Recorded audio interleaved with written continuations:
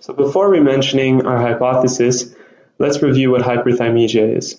Hyperthymesia is an ability that allows you to recall personal events on a given date. In other words, you have a superior autobiographical memory. You are able to remember specific details such as time and place of a past event. Our hypothesis is that more sleep positively influences the ability of hyperthymestics to recall specific events of their past. In our experiment, our control group will be the group of hyperthymestics that follow their own sleep schedules, whereas our experimental group will be the hyperthymestics that follow specific sleep schedules. A hyperthymestic is anyone who has hyperthymesia.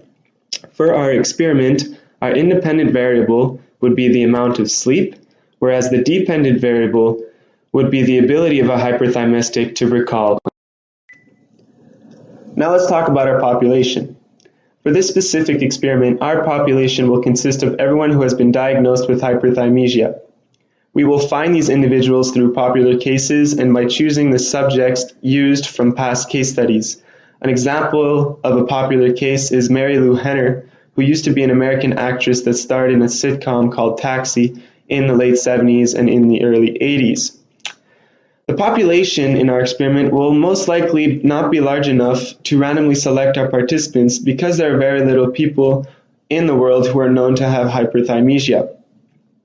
For our experiment, we want to have 10 people, half male and half female, for our control group, and another 10 people for our experimental group. That is the group that undergoes or that follows a specific controlled sleeping pattern that will be mentioned later in the procedure. So one of the tools that we will be using for our experiment is a method that is called actigraphy. Basically, this method involves the use of a certain device which is called an actigraph. This device is portable, it records movement over extended periods of time, and it is mainly worn on the wrist. This device allows us to determine the amount of time a person sleeps versus the amount of time a person is awake. So why have we chosen this method? Actigraphy has been used in many cases over time, such as to study patients with sleep disorders, as well as to determine circadian rhythm activity cycles, which basically means to determine the factors that affect our sleep cycles. It is also a method that can be used to determine the effect of a treatment on sleep.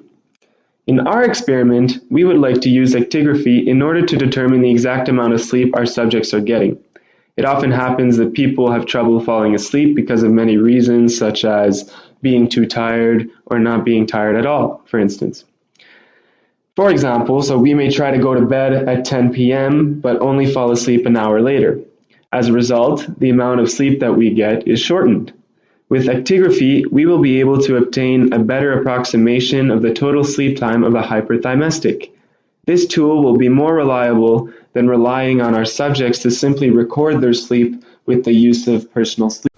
Alright, so with the help of specific images, we can create new memories for our test subjects.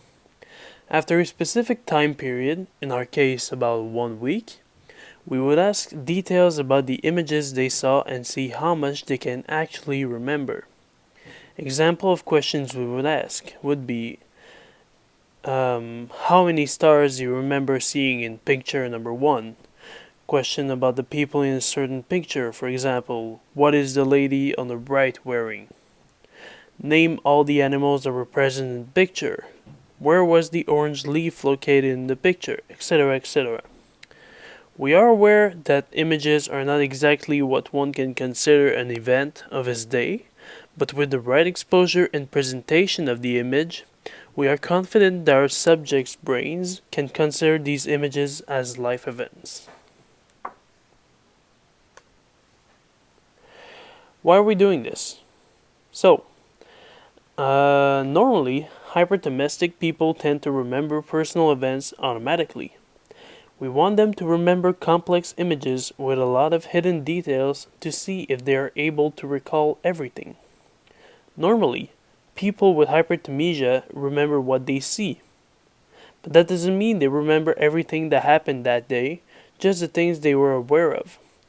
With our experiment, we want to know if by getting more sleep, people with hyperthymesia remember more details about their personal events. In this case, personal events being the pictures we will show them in the creation of new memories test. So let's talk about the procedure for a couple minutes. So for 2 weeks, we would have all our subjects sleep however they want. The location of our experiment would be in a house which can accommodate all our test subjects. During the 2 weeks, every participant will be tested with the creation of new memories test and see how well they do. At the end of the first 2 weeks, we randomly divide our subjects into 2 groups. One will get 6 hours of sleep a day for the next 2 weeks. The other will get 8 hours of sleep for the next 2 weeks. To collect our data, we will use actigraphy to record how much sleep our subjects are really getting. Our hypothesis is that the more sleep you get, the better hyperthymesics will be at recalling memories.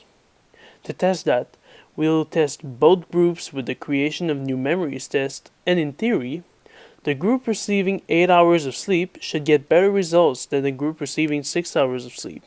In other words, the group receiving 8 hours of sleep should recall the images with greater details than the one with 6 hours of sleep.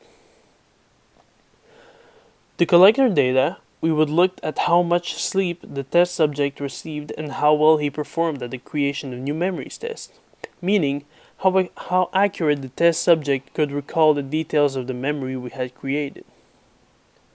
With these information, we would create many graphs which would either validate or invalidate our hypothesis. The graphs would be in link with both of the experimental groups and the results we had from the creation of new memories tests.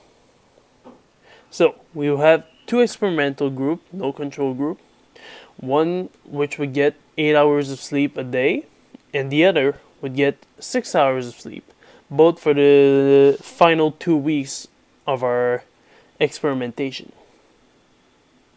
Thank you for listening to this video presentation.